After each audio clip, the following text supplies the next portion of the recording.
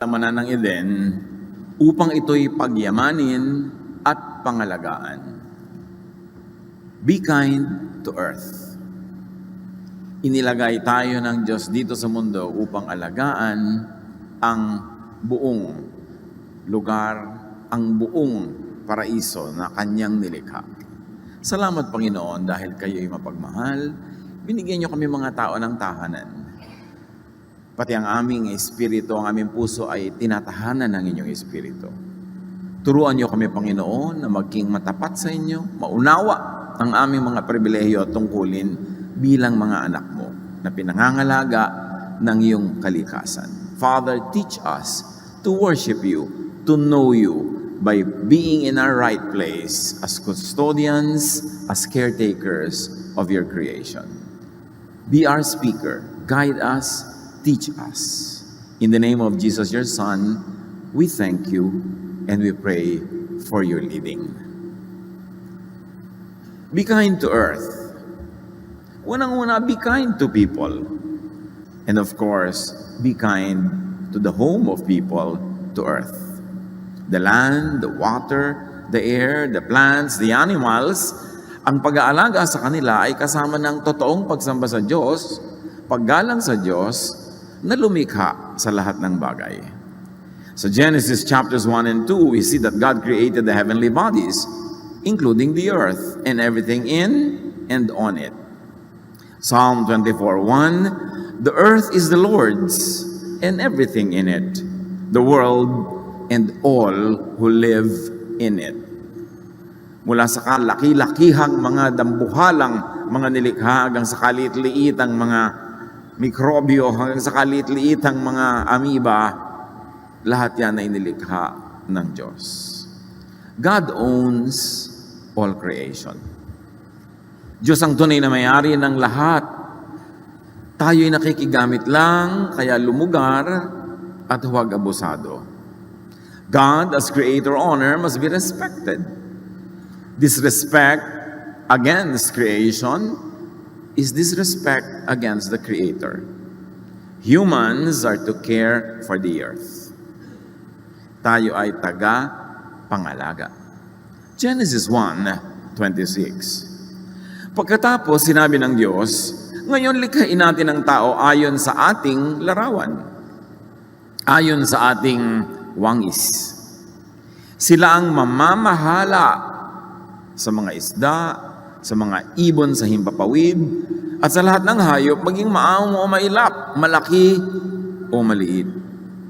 So tayo daw ay mamamahala na nagmumula sa salitang bahala na pinagmula ng salitang bathala. Sa ancient Tagalog, pagka inispell mo yung bathala, madadrop yung T. Kasi lahat dapat ng consonant may kakambal na vowel. Kaya yung bathala, nagiging bahala sa baybayin. Pag inispell natin yan, bahala. Nadadrop ang mga consonants na walang kakambal na vowel. Kaya yung bahala, ibig sabihin nun, bathala. Hindi yan kesera-sera, what will be, will be. Hindi kahit ano na lang.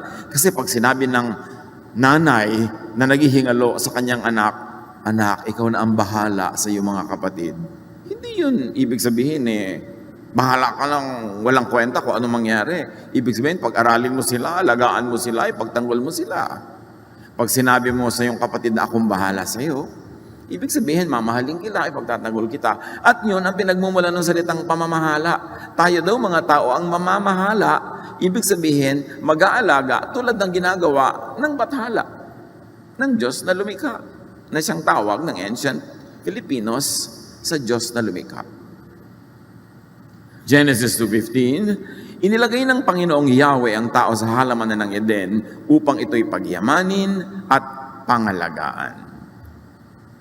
At kung yan ang gawain ng taong nilikha ng Diyos, ang mga mananampalataya, the church, dapat gawain din yan among many other things that we should be doing. Kasama yan sa bilin. In fact, this is the first commandment. Bago pa dumating yung Exodus 20 na may commandments, unang-una na iniutos dun sa nilikha, aalagaan nyo ang sangsinukob. And when you amplify the meaning of pangangalaga, it is to serve and to guard and to protect. Kaya sabi ng Numbers 35:33, do not pollute the land. Of course, the original meaning is do not pollute spiritually, but it's not so hard to extend it to do not pollute physically, because even the ancient peoples were given by God so many rules how to keep the land physically clean. Mga anak ng Diyos, mga mananampalataya, mga nilikha ng Diyos, lahat tayo, we are to keep the environment clean. It's part of godliness. You cannot say you worship God tapos kalat ka ng kalat dyan. We must biodegrade and return everything to nature. Dapat lahat bumabalik, nagre-recycle. Because since the world was created, everything depended on recycling. Lahat nare-recycle lang.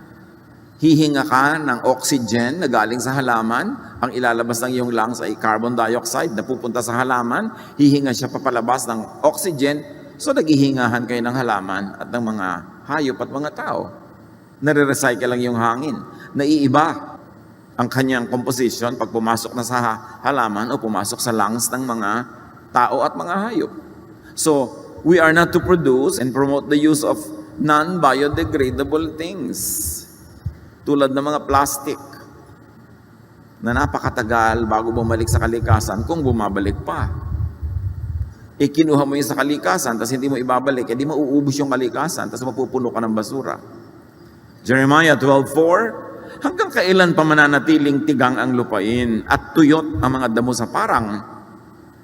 Nagkakamatay ang mga ibon at mga hayop dahil sa kasamaan ng mga tao doon.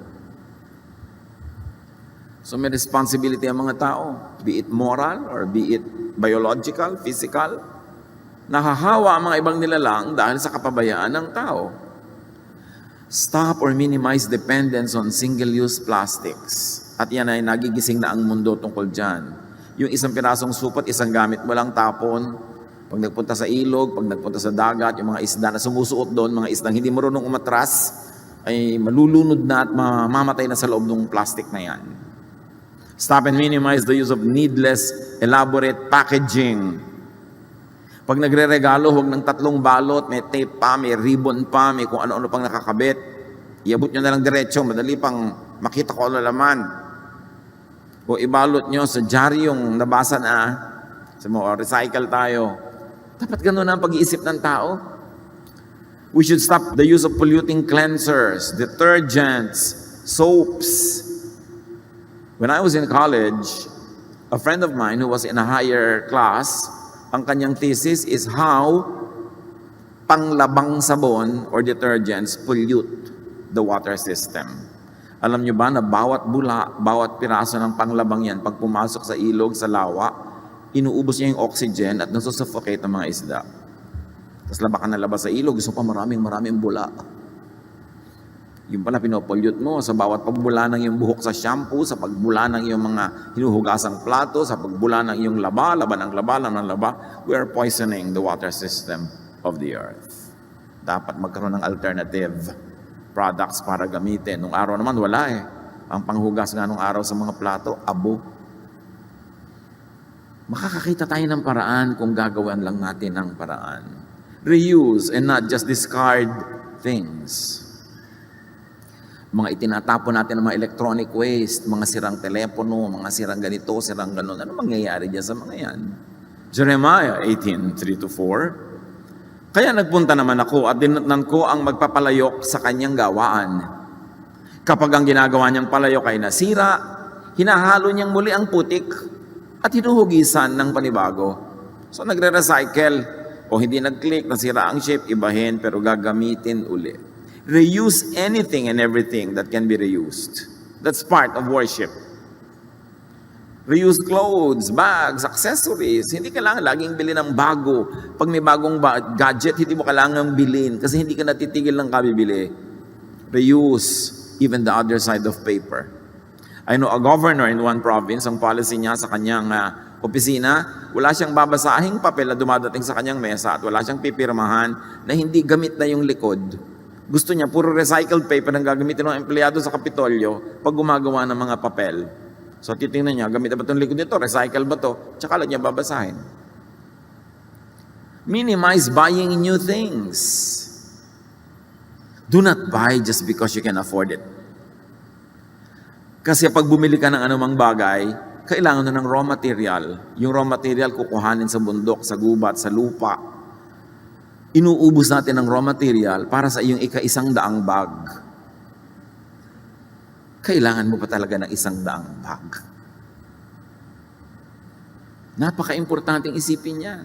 Papatay ka ng mga hayop para kunin yung leather. Kukuha ka ng mga material sa mga mina para gumawa ng mga buckles. Gagawa ka ng chemical para kulayan yan. Can you imagine how much you pollute the earth with every bag in your collection? Pwede namang isa na lang na bayong para sa lahat. Pagka nabulok pa, babalik sa lupa. Do not throw away food. Yan ang isang malaking dilema ng hotel industry, mga restaurant industries. May shelf life yung food nila, tapos dapat itapon. Tapos ang daming gutom. Tapos kabawat halaman, kabawat gulay na nasa salad, lalagyan ng fertilizer. Bawat baka, bawat baboy, bawat karneng nando na bilang elemento. Ilang gubat ang kinalbo para magkaroon ng grazing field ng mga baka.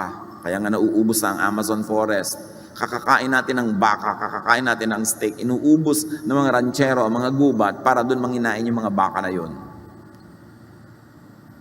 Napakalaking effect sa planet ang bawat isang baka na kailangang palakihin, bigyan ng mga damo, kakain siya ng maraming damo, tapos kakainin natin yung baka na nilagyan ng maraming gamot, maraming turok para lumaki, para tumaba, para ganito at para ganon. Ba't di nilang natin diretsong kainin ng damo? Salad para hindi na kailangan yung baka sa food chain. At mas marami pa na makukuha mong nutrients kasi diretso from the sun and from the soil yung nutrients, hindi dumaan sa katawan ng hayop, tapos kakainin mo lang yung hayop. John 6:12. Nang makakain na mga tao, sinabi ni Jesus sa mga alagad, ipunin niyo ang mga lumabis nang di masayang. Kita niyo, naghimala ang Panginoon, himalayon ang dami, pero pati yung mga natira ipinaipon niya para hindi sayang. Sa restaurants, anywhere, do not order more than what you can eat. Lalo sa eat all you can. You want to die at once? Dalasan nyo yung eat all you can. Bakit kailangan eat all you can, not hindi eat what you need? Can you imagine na nakaka-insulto yun sa eat all you can? Palagay mo sa akin. Di ba? Lahat ng kaya ko isaksak sa akin, babagsik na sikmura, lulunukin ko. Dahil eat all you can. Di ba nakaka-insulto sa ating pagkatao? Eat what you need. And at times, you may eat what you want. Pero yung eat what you can. Kaya nakita mo, bundok-bundok yung mga plato at sa dami ng mga abusado, o bawat isang sobra dyan, meron kang multa. So nailagay mo sa plato mo para hindi ka mapagmulta, lululunin mo na lahat. Not good. And do not put everything on your plate in buffets. Ang dami natitira. Lalo yung mga plated sa mga buffet na wedding, mga buffet na handaan. Ang konti-konti naman ang kinakain ng tao, ang daming tira. Do not fill up your glass beyond what you will drink. Bihirang-bihirang tao, inuubos yung laman ng baso. May kalahati, may 1/3. Yung kalahating baso, pa pinagsama-sama mo lahat ang basong may natirang kalahati, mapupuno ang Angat Dam. Can you imagine all the wastage? So recycle everything. Mga anak ng Diyos, part yan of holy living. Recycle especially water. Mula nung nilikha ang mundo hanggang ngayon, not one drop of water came out or entered the universe. Entered the earth. Recycle ang lahat. Ang ininom niyong tubig kaninang umaga, pinaghugasan siguro ng paa ni Cleopatra. O ihi ng palaka. Paikot-ikot lang ang lahat. Ecclesiastes 1:7, lahat ng tubig ay umuuwi sa dagat, ngunit hindi ito napupuno. Bakit? Kasi nag-evaporate. Ang tubig ay bumabalik sa batis ng pinagmulan upang muling umago sa patungong karagatan. You see, Ecclesiastes 1:7 is talking about the water cycle. Long before science determined the method of water cycling and recycling. Pabalik-balik. Paulit-ulit ang lahat. Kaya tayo kain ng karne, kain ng gulay, ng mga halaman, kain ng ano. Dapat tayo pag namatay, maagnas. Para bumalik tayo sa lupa at pakinabangan ulit tayo ng mga damo, ng mga papaya, maging prutas ulit tayo, makain ulit tayo iba. Yung tinatawag nila na the cycle and circle of life. Kumakain ka, kinakain ka, paikot-ikot lang. Yung napaka-selfish mo naman kung nakapreserve yung bangkay mo for 2,000 years. Hindi ka na babalik sa lupa. Yung mga kinain mo, hindi na babalik. Kailangan bumalik. So recycle and reuse water at home. Kung magpapagawa ka pa lang kayo ng bahay, at meron kayong kakayanan, magandang yung bubong nyo, lahat ng tubig ng ulan na tumutulo doon, lumalaglag sa para mga kanal na katapat ng bubong, nagpupunta sa isang munting balon na ipunan nyo ng tubig, na pwede nyo ipandilig, pwede nyo ipanghugas ng kung ano-anong hindi naman kailangang inumin. Collect rainwater, sayang. Catch bath water and reuse it. I have known of people na pag naliligo sila, lalo tabo-tabo yung paligo nila, nakatungtong sila sa malaking batya. So pagkapaligo nila, puno na yung batya, pang-flush nila ng toilet. Wise. Very wise. At mga kapatid, save water kahit sa hotel showers, kahit libre, kahit sa gym, kahit saan. Kasi tubig pa rin yun. Yung tubig na sinayang mo sa hotel, tubig na nasayang para sa buong planeta. Huwag mo lang tipirin yung dumadaan sa iyong kontador. Kailangan lahat ng tubig tinitipid. Water is not exclusive to us. Psalm 104, 10-12. He makes springs pour water into the ravines. It flows between the mountains. They give water to all the beasts of the field. The wild donkeys quench their thirst. The birds of the sky nest by the waters. They sing among the branches.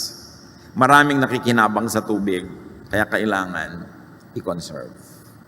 Isaiah 55:10, as the rain and the snow come down from heaven, and do not return to it without watering the earth, and making it bud and flourish, so that it yields seed for the sower, and bread for the eater. Ang tubig daw na tumutulo bilang ulan, bilang mga patak ng ulan, ay hindi babalik doon sa himpapawid hanggang hindi natagawa ang misyon. Hugasan ng mundo, diligyan ng mga halaman, painumin ng mga nilalang, tapos babalik siya uli, malinis na naman because of evaporation and through condensation, nagiging handa na naman siyang bumagsak bilang ulan. Paulit-ulit, pabalik-balik. Tapos sa mga tao, pinopolyut ang hangin, puro pollutant at lason sa hangin, pagdaan ng ulan na bumababa sana sa lupa, nakakatanggap at nadidikitan ng mga pollutants in the air, bumabagsak sa atin as acid rain. Ang halaman na mabagsak ka, nasusunog, pag tinamaan ng yung balat, magkakaroon ka ng kung ano-ano mga buni, kasi marumi yung hangin na dinadaanan ng tubig. Sino may kasalanan? Di tao na naman. Very interestingly, according to studies, water has memory. Proven yan by scientific experiments. Water remembers what was dissolved in it. Na kahit diluted na halos hindi mo na matitrace, natatandaan pa ng tubig kung ano yung dinissolved sa kanya. If diluted to a degree that nothing of the original dissolved molecules remains, the water will remember it. There were experiments. Human antibodies were dissolved in water and diluted until none of the original antibodies were present. Now, while the same blood cells were put in the same water, these cells responded as if the antibodies were in the water. Kung hindi nyo naintindihan, palampasin nyo na. Ang mahalaga, naiintindihan ng tubig ang lahat ng nahihipo niya, lahat ng come into contact with the water, natatandaan niya. Kaya ngayon, ginagamit na sa high-tech sciences ang tubig bilang component of many super high-tech instruments because water remembers. In this very interesting book called The Secret of Water by Masaru Emoto, ang dami nilang experiments, nakita nila na ang tubig ay nakakausap. Water reacts to environment, water reacts to human words, to human language and emotions. May mga tubig na pinupuri nila, pinasasalamatan, tapos i-freeze. At pag frozen na, tinitingnan nila under very powerful microscopes yung mga molecules niya at yung mga formations niya as crystals. Ang gaganda ng formation, para mga parol sa Pampanga. Pero pag yung tubig, minura-mura nila, pinintasan. Tapos if in-raise, tinignan nila sa microscope yung mga components, durug-durug, wasak-wasak, pangit-pangit. Kaya pala dapat nagpapasalamat ka. Salamat Lord sa tubig. Thank you tubig, iniinom kita. Naliligo ka. Thank you tubig. Wow, masarap mo naman tubig. Kasi gumaganda siya lalo. Papagandahin ka rin niya. Pero may tubig kang katang, ayoko naman tubig na ito. Tabang-tabang. Diba? Ayoko sa tubig na ito. Papangit siya lalo. Parang tao nagre-respond. Pag pinupuri, there are beautiful formations. Pag pinipitasan, chaotic formations. Nakikinig pala sila. I was talking to one very prominent leader of the church the other day. At nung binanggit ko to, sabi niya, kaya pala, alam mo kapatid, sabi niya, minsan naliligo kami sa beach, nag-enjoy kami sa malaking alon. Ako sabi ko, more! Lumaki talaga yung alon. Sabi ko, more! Hanggang inanod kami, butik na kami nalunod. Sabi, hindi mo pala dapat sinasabi yun, nakikinig. Sabi, hindi mo ba alam na si Jesus nga, pinatigil niya yung bagyo, tumigil eh. Nakikinig, di ba? May power talaga. Marami tayong hindi alam. So may kaharap kayong tubig o inumin, huwag niyong pintasan. Lalo't kung kailangan niyo rin namang inumin. Huwag niyong pinipitasin yung pagkain na kakainin. Ano bang pagkain ito? Tabang-tabang. Habang kinakain niyo siya, purihin niyo para lalo sumarap. At nung nalunok niyo na, sabi niyo, joke. O dito naman siya papangit pag nasa loob. Our environment responds. So respect water. Si Jesus nga tinawag na living water, alam nga namang walang kwenta yung tubig para gawin siyang comparison kay Jesus. Recycle air. Very important. Job 37:12-13. At His direction, they swirl around over the face of the whole earth to do whatever He commands them. He brings the clouds to punish people or to water His earth and to show His love. So nakita nyo yung hangin, yung mga ulap, lahat yan nagagamit na instrument to be a blessing or to discipline and even to punish. Inhale fresh air. Mga kapatid na sobrang nasasanay sa air-conditioned rooms, there are studies. Whenever you can, get out of the room and inhale fresh air. If the air around your house is not fresh, make it a point to go to the mountains, to go to the provinces every once in a while, and just feed on fresh air to make yourself healthy. Breathe outdoors. May tinatawag na ngayon na forest bathing. Pupunta ka lang sa gubat, maglalakad ka doon, minamahal mo yung mga puno, they love you back, you inhale fresh oxygen, and it is very good for your health. And very important mga kapatid exhale clean air. Yung ang sari-sariwa ng hangin nang mag-inhale ka, tapos pag-exhale mo, nakakamatay ng insekto. Anong nangyari? Yung malinis na hangin, pagpasok sa lungs mo, paglabas ang dumi na, di ang dumi ng lungs mo pala.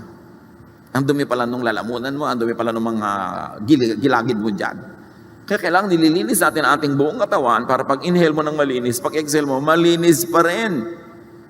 Pananagutan natin yon. Exhale clean air. Cleanse your body.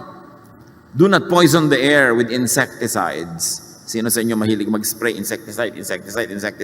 Alam niyo yung salitang may CIDE sa dulo, side? Ganon din yung suicide. Nakakamatay ang lahat na may side sa dulo. Kaya mga pesticide, insecticide, suicide. Tapos mag-i-spray kayo ng lamok, patay. Mag-i-spray kayo ng langaw, patay. Kung size nyo ang lamok at langaw, patay din kayo. The only reason why you don't die is you have bigger lungs. Pero kung ang dami nyo nang na-spray na nagawa, paulit-ulit, in proportion to your size, para na rin kayong lamok sa dami nang na-spray nyo, you will soon die. Kasi nakakamatay. Ianin po namin yung mga insekto. Well, screen your house, magkulambu ka, and use insect repellents. Mga halaman na nagpapaalis ng hayop, hindi na pumapatay. Tinataboy lang nila para hindi mo katabi. Kasi ang nakakamatay sa insekto, nakakamatay din sa'yo. Lalo may mga baby ka sa bahay, may mga may sakit sa bahay, spray ka ng spray, nalululun mo rin yun. Pumapasok yun sa lungs mo. In proportion lang nga, mas malaki yung lungs mo, kaya mas matagal ka mamatay. Pero mamatay ka rin pag di mo tinigilan yan. Conserve Earth's resources. Replenish, restore the Earth's nutrients. Ang lupa pinagpapahinga. Pati nga pagtatanim, pinapahinga mo yung lupa eh. Nung araw, utos ng Diyos, tuwing 7 taon ng pag-aani, 1 taong nakapahinga ang lupa. pinagpapahinga din. Leviticus 23, 3-5, 6 na taon ninyong tatamnan ang inyong bukirin at aalagaan ang mga ubasan. Ang 7 taon ay taon ng lubos na pamamahinga ng lupain. 1 taong nakatalaga para kay Yahweh. So yung iniutos na Yahweh na pahinga, hindi para utusan kang wala kang gagawin, kundi para mapahinga ka. So kung ano yung nakakapahinga sa'yo, yun ang mabuti sa'yo. Pati lupa, pinagpapahinga. Huwag ninyong tatamnan sa taong yon ng inyong bukirin sa patuloy ng verse. At huwag pipitasan ang mga punong ubas na hindi naaalagaan. Hayaan lang sila. Huwag greedy. Ngayon kasi ang agriculture, dati nag-aani ka once a year ng palay, gagawing 2, 3, kung pwede sanang 7, gagawing 7. Talaga papagurin ang huso yung lupa hanggang mamatay yung lupa. Lalagyan ng mga artificial na pataba. Ang mga halaman, lalagyan ng mga artificial na insecticide at pesticides na pag inandod ng ulan patungo sa mga ilog, you poison the water, you poison everything because of our greed. Apply this. Do not abuse and deplete the soil. Do not overcultivate. And avoid and minimize the use of chemical pollutant fertilizers. Dapat organic ang mga fertilizer, hindi yung pollutant. Napatubo nga yung halaman mo, ang daming bunga, pero after 3 years, yung lupa mo, patay na. Avoid and minimize the use of insect and weed killers. They pollute the water system. Nung araw, we have projects sa Ifugao Rice Terraces. I was encouraging them to plant tinawon again. Kasi yung kanilang native variety is the best for that place. Pero tinuruan sila ng mga internationally trained technicians na magtanim ng mga high-yielding, multi-cropping rice. Pero kailangan ng insecticide, kailangan ng fertilizer. So they pollute the water system of the rice terraces that goes to the rivers na pinagmumulan ng kanilang protein na fish. Maraming repercussions pagka hindi mo binalance yung natural way. So spare food for others. Leviticus 19, 9-10, kung mag-aani kayo sa inyong bukirin, itira ninyo ang mga nasa gilid. At huwag na ninyong balikan ang inyong naanihan. Huwag ninyong pipitas ang lahat ang bunga ng ubasan, ni pupulutin man ang mga nalaglag. Bayaan pa ninyo ito para sa mga mahihirap at sa mga dayuhan. Ang tawag dito sa Tagalog, yung mga naghihimalay, yung mga walang bukid, walang lupa, nag-aani sila ng mga naiwan sa inani ng may lupa. I remember this, way back sa Bulacan. Mga lola ko may mga patanim. Tapos pag may mga ani, nakikita ko na may mga natitira. Tapos yung mga ibang mga tao doon sa paligid, sa bukid, puntahan sila doon sa mga taniman namin ng munggo, mga taniman ng ganito at ganyan, ng mani. Tapos hukay sila ng hukay, kuha sila ng kuha. Ang dami nila nakukuha. Sabi ko, ang dami nila nakukuha, ba't di natin kuhanin? Sabi ng lola ko, para sa kanila yan.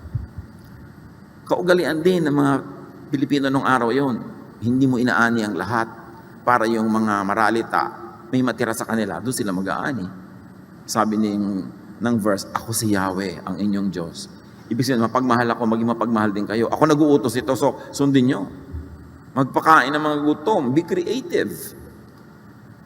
Pinapangarap ko makakita ng kahit fast foods na food outlet na nandito yung mga customer, bumibili sila nakapila. Tapos may isang section doon na may mga nakapilang hindi nagbabayad. Kasi pag nagbabayad ka, pwede mo sing, magbabayad ako ng 1 meal nung nakapila doon hanggang lahat sila magkaroon din. Ang sarap kumain sa gano'n na yung kakain ka, magbabayad ka para sa food mo, tapos may nakapila, nakikita mo na yun yung charity pila. O magbabayad ako para doon, sino man yung nasa pila, o meron na siyang food. And I'm sure many people will be glad to give. So let food customers buy food for the hungry. Meron kang lane for the hungry. Para sustainable lang iyong mga love ministries. Kasi kung puro ikaw lang yung magbabayad doon, baka maubos na yan next week. But if you give opportunities for others to feed people, many people will be very glad to do that. Importante, kung may baon kayo, meron kayong extra baon na sandwich, extra baon na biscuit. Pag may nakita kayong gutom, ibigay nyo. Dahil yun ang gusto ng Diyos, that we share food. And of course, spare food for animals. Psalm 104:14, you let the earth produce grass for cattle, plants for our food. So, sabi nga, kailangan merong para sa cattle at merong para sa atin. Hindi tayo lang. For the sake of animals, care for the land. Pag sobra tayo naglagay ng mga insecticide, pinapatay mo lang yung kulisap ng iyong palay, pero namatay lahat ng kulisap. Pati mga bulate na apektuhan. And now, the world is running out of bees. Sa takot natin sa bee na matusok tayo at makagat, inuubos natin ang mga bees. Bees ang nagpo-pollinate ng mga bulaklak. Pagka hindi yan na-pollinate, hindi sila mamumunga. Mawawalan tayo ng buong pamumunga ng mga halaman. Kala natin, ganun-ganun lang yun. Nalipulin mo ang isang uri ng mga nilalang, maapektuhan tayo lahat. Avoid reckless consumption. Be wise in consuming. Be conservative. Proverbs 21:20, dahil sa pag-iimpok, ang bahay ng matalino'y napupuno ng kayamanan. Ngunit lahat ay winawaldas ng taong mangmang, kaya wala at wala rin siya lagi. God will judge people as they abuse creation. Isaiah 24:4-5, the earth wilts away, its mighty leaders melt to nothing. The earth is polluted because its people disobeyed the laws of God. Again, this is spiritual and material pollution. Jeremiah 2:7, dinala ko sila sa isang mayamang lupain upang tamasahin nila ang kasaganaan yon, ngunit dinungisa nila ang ibinigay kong lupain dahil sa karumal-dumal nila mga gawain. Psalm 107:33-34, He turned rivers into a desert, flowing springs into thirsty ground, and fruitful land into a salt waste because of the wickedness of those who live there. Kita nyo ang nagiging bunga ng kasamaan ng tao, ang mga ilog nagiging disyerto, ang mga bukal nagiging uhaw na tigang na lupa, at ang lupain na mayaman nagiging akanin mo yung mga asinan na maalat na walang tutubo dahil sa kasamaan ng tao. Now, God didn't and God doesn't need to do this manually. Masama ka, so tutuyuin kang ilog. No, because everything is on automatic. All the laws of God are set. And when it is broken, may automatic results. God does not have to step down from heaven to interfere. The bad will happen when we do the bad. So kailangan maging responsable tayo. Revelations 11:18, the nations raged, but your wrath came. And the time for the dead to be judged, and for rewarding your servants, and for destroying the destroyers of the earth. Darating daw ang panahon, ang lahat ng namatay na ay huhukuman, ang lahat ng mga gumawa ng mabuti ay gagantimpalaan, at wawasakin ang lahat ng bumasak sa mundo. It's time to destroy everyone who has destroyed the earth. Panahon na upang wasakin mo ang mga nagwawasak sa daigdig. May consequence. May masamang bunga ang pagpapabaya. The earth is just one. Yan lang ang bahay natin. Tapos magtatapo ka na dumi sa ilog, pupunta sa dagat. Akala mo ba lalayo yun? Nasa loob pa rin yun ng planeta. Why are we polluting the only home we have? We are polluting the air. Saan ka lilipat pag wala ka na mahinga? Inuubos mo ang gubat. Saan ka mag-agriculture pagka namatay na ang lahat ng mga halaman? Pinopollute natin ang lahat ng ocean. Saan tayo pupunta pag na-poison yan? Akala nyo ba lalayo yan? Nandyan lang, paikot-ikot. It is the only island in this vast space of lifelessness that we have, and we are destroying it. Wala naman tayong lilipatan. Padala ng mga spacecraft sa Mars, sa Moon. Ang atupagin natin, magtanim tayo ng mga halaman, linisin natin yung mga dagat, kasi ito yung bahay natin. Ba't mo dudumihan ang sarili mong bahay? Why pollute and destroy your only home? Kailangan. Ang mga bansa, may mga nuclear weapon. Akala nila, pag pinaputok nila sa malayo, doon sa kalaban nilang bansa, nasa loob pa rin yun ng Earth. Yung atmosphere, yung pa rin ang tatanggap ng mga laso nun. Babalik din sa kanila yun, parang water, pabalik-balik. Akala natin, mapipigil mo ang dumi by national boundaries. May mga bansa pa nag-e-export ng basura. Bakit? Pagka ba nabulok yan dito sa lugar na ito, hindi ba sila maapektuhan? Dadalhin din yun ng hangin doon. We should all be responsible for the environment. And of course, aside from being kind to people and to the earth, we should be kind to all the living. Be kind to animals. Kumusta ang score natin dito mga kapatid bilang mga mananampalataya ng Diyos? Like humans, animals have intelligence. They are aware. They know. Job 12:7, if you want to learn, then go and ask the wild animals and the birds. Matatalino ang mga hayop. The animals came to Noah. Birds fed Elijah. And animals have feelings. Mayroon silang damdamin tulad ng tao. Crocodiles swim and have fun.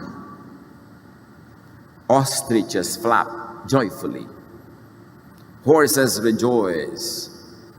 And did you know that elephants have funeral rites for their dead? Pag may namamatay silang kalahi, tinatakpan nila ng mga sanga, ng mga dahon, ng lupa, inililibing nila ang kanilang dead. And yet people shoot an elephant just to get the tusk para lang magka-ivory. Mga anak ng Diyos, huwag kayong bibili ng ivory. Every purchase of ivory, inuutusan nyo yung nagtinda sa inyo na pumatay uli ng elepante para may mabili pa uli at meron silang pagkakitaan. Animals love their mates, their children, their family and friends. Kita nyo kung paano alagaan itong swan na ito yung mga anak niya.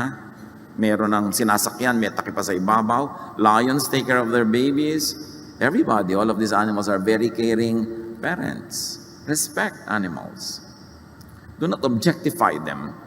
Huwag nating manhirin ang ating sarili para hindi natin maramdaman ang kirot na nararamdaman ng mga hayop pag tayo ay nagiging malupit. Animals do not belong in cages. They belong in the wild. Hindi sila bagay sa zoo. Animals do not belong in aquariums. Alam niyo yung mga seafood market, yung buhay na buhay yung mga isda, iluluto. Alam niyo ba na mula nung nahuli sila hanggang lutuin para sa inyo, hindi sila pinapakain?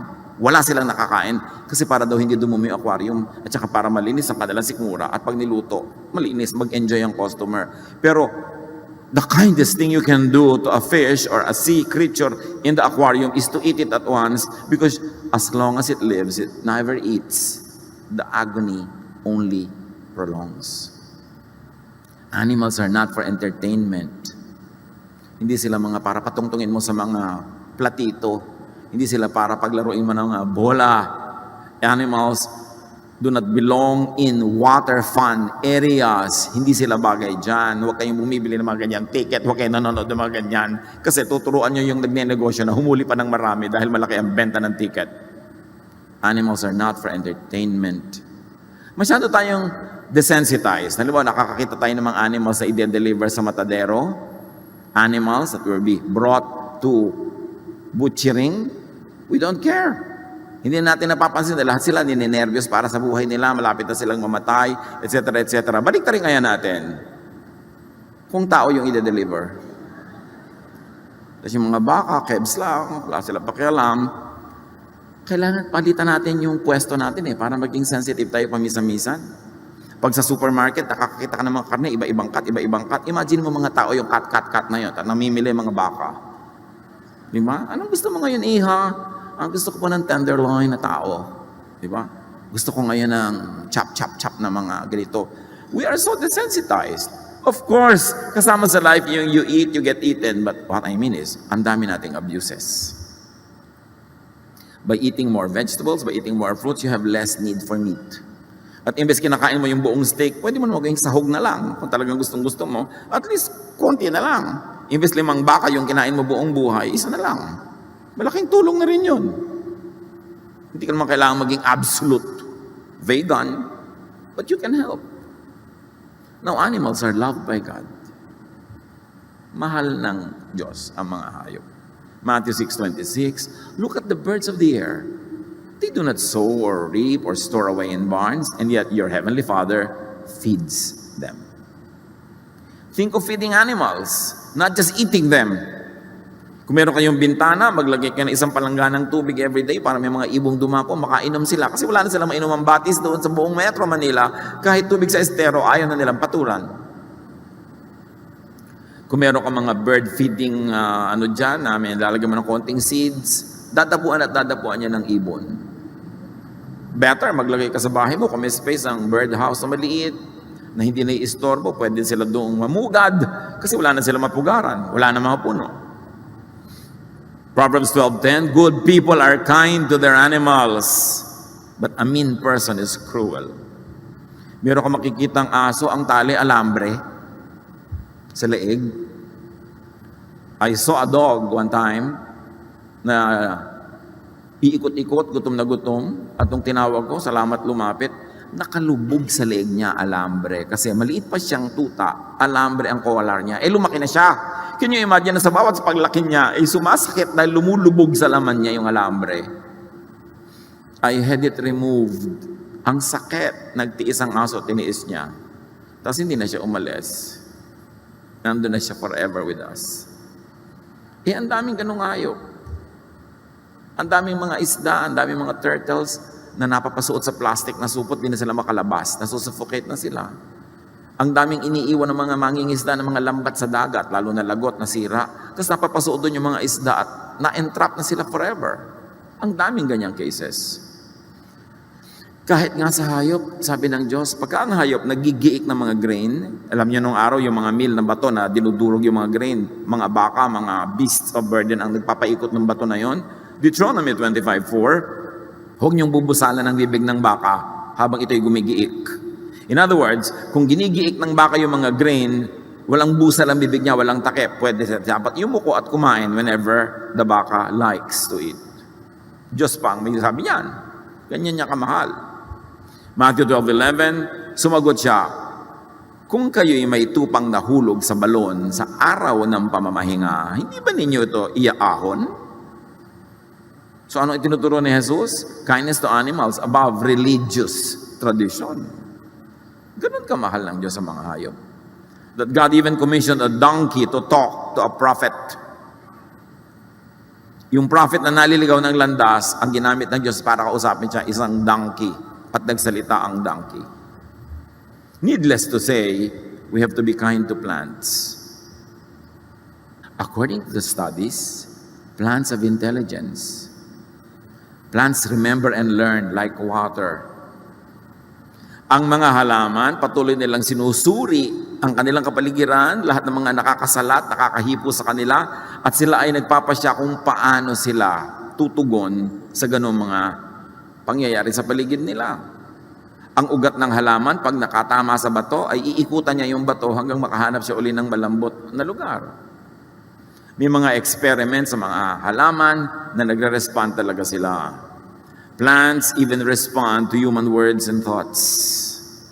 Kaya mga iba, kinakausap nila yung halaman na pagkakamala mo, ay may sira yata yung kapitbahay namin. Nagre-respond sila. There were experiments, at ito sa book na The Secret Life of Plants. And among many other studies, may halaman na inilagay nila sa isang kwarto, isang laboratory. Nilagyan nila nung mga pangsukat ng electrical activity at kung ano pa na inilalagay sa ulo mo pag tinetest yung brain mo. Tapos meron silang inutusan na isang lalaki. Pumasok ka, tagain mong halaman. Pagpasok ng lalaki na intensyon niya, tagain yung halaman, na-tense yung halaman, nakita doon sa mga ikinabit sa kanya na instruments. Nagkaroon siya ng electrical activity na panic siya. Tapos nung tatagain na siya, talaga ang lakas ng galaw ng mga pambasa ng movement sa nangyayari sa halaman. Tapos sinabi nung nag-experiment na, huwag mo na ituloy, huwag mo tagain. Biglang nag-relax yung halaman, nawala yung mga reading. Pagkatapos, meron silang isang inutusan na tao, pumasok ka, kunwari tatagain mo pero huwag mo tutuloy. Pagpasok niya, hindi siya pinansin ng halaman. Alam ng halaman, kunwari lang. Diba? Sabi nga nila, don't tell secrets in a vegetable garden because potatoes have eyes and corn have ears. Of course, iba naman yun. Pero yes, nagre-react sila. Kaya nga yung fig tree, sabi ni Jesus, naku, huwag ka na sanang mamunga pa kahit kailan.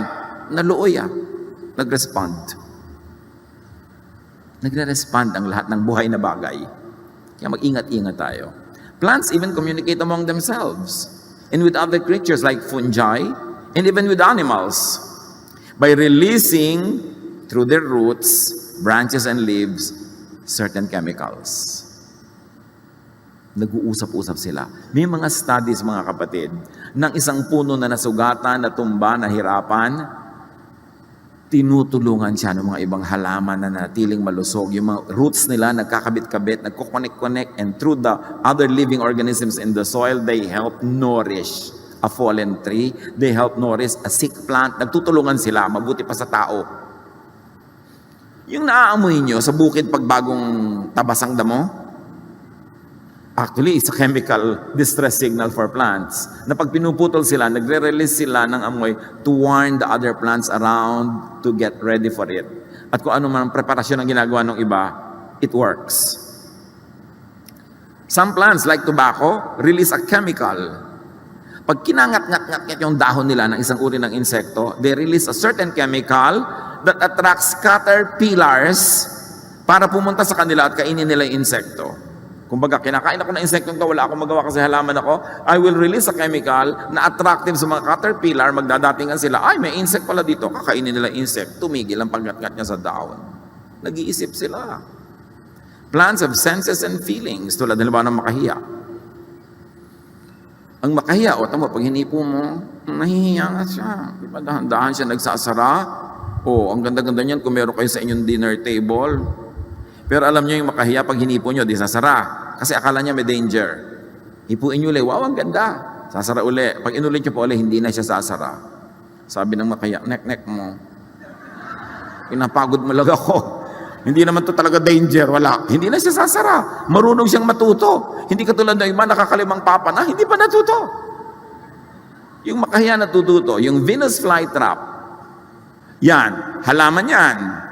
Ang pagkain niya, mga insekto. So, ina-attract niya ng matatamis na mga katas. Pero ang insekto ito, pag pumasok, dadadadan, sumara na.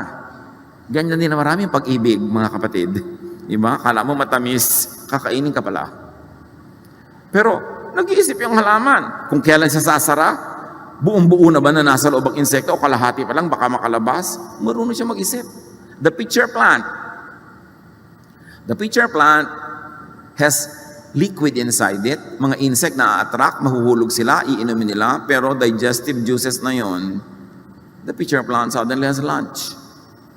Marunong silang dumiskarte. Of course, plants think to change forms. Nakita nyo yung sunflower? Kung nasaan yung sun, doon sila haharap. Yung halaman na nakaharap sa araw na nasa paso, gusto nyo torturen, paikutin nyo yung paso. O maglinis kayo, ibalik nyo na hindi nakaharap dati niyang hinaharapan. Kahit mapagod yon, babalik yon para humarap sa araw yung dahon niya. Kaya kung may nilinis kayong paso, inangat nyo, ibalik nyo sa dati para huwag na siyang mapagod na yung dahon, lingunin naman niya yung araw. Kasi yun at yun ang gagawin niya. Importante, even many plants assume camouflage. May mga halaman na nagmumukhang ibon, for whatever purpose nila yon, may nagmumukhang bato, may nagmumukhang ganyan, para sila mag-survive. Plants respond to music and other sounds. Yung mga Indian classical music, mga Vedic chants, nakakapagpalago ng Rosa chinensis.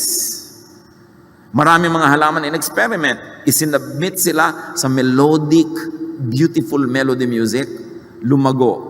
May mga halaman, inilagay sila sa kwarto, nagpatugtog ng rock na looy.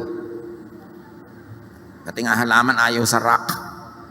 Lalo't kung ang gulo-gulo talaga. Nagre-respond sila. 1 Chronicles 16:33, umawit ang mga punong kahoy na nasa kagubatan sa pagdating ni Yahweh upang lahat ay hatulan. Literal ba to? Malay nyo. Totoo. Akala natin, talinghaga. Yung pala nakakaawit nga sila. Why not? At nadidinig yun ng Diyos. Deuteronomy 20:19, kapag kinubkob nyo ang isang lungsod, ibig sabihin, militarily, pinaligiran nyo, gusto nyo siyang matagal na bantayan para nyo makuha yung city, huwag ninyong putulin ang mga punong kahoy doon, kahit matagal na ninyong kinukubkob ang lugar na yon. Ang mga puno ay hindi nyo kaaway. Bagkus, makapagbibigay pa ito sa inyo ng pagkain, kaya huwag nyo itong puputulin. Napaka-specific ng instruction. Proverbs 27:18, take care of a tree and you will eat its fruit. John 15:5, ako ang puno ng ubas at kayo ang mga sanga. Ang nananatili sa akin at ako sa kanya, ang siyang magbubunga ng sagana. Sapagkat wala kayong magagawa kung kayo'y hiwalay sa akin. Kahit dito sa talinghaga na sinabi ni Jesus na siya ang puno, ang sinasabi niya, ang buhay niyo nakadepende sa puno. Gawin yung physical, gawin yung biological, ang buhay talaga natin nakadepende sa plants. Apply it many ways. So do not needlessly, carelessly, greedily cut trees. Sa bawat punong pinuputol, kinukuha ng mga loggers, ay may libing na nagaganap sa mga hayop. Imagine ninyo na ito ay libing. Nakikipaglibing ang lahat ng mga hayop na nawalan tirahan, nawalan ng ugat na tataguan, nawalan ng sangang dadapuan, nawalan ng puno na titirahan. Tapos ang mga tao putol ng putol ng putol. Nakikita ninyo itong orangutan na ito, pinuputol ang gubat na tinitirahan niya, mag-isa niyang ipinagtatanggol ang puno na kanyang tahanan laban sa mga makinarya ng tao. Pag kinuha mo yung kahoy niya, saan titira yung mga hayop na diyan tumatahan. Itong napakaliit na munting nilalang na ito, pinutol yung puno niyang tinitirahan, nung balikan niya, putol na, hinahanap niya yung mga sanga, hinahanap niya ang pamilya niya, nasa na?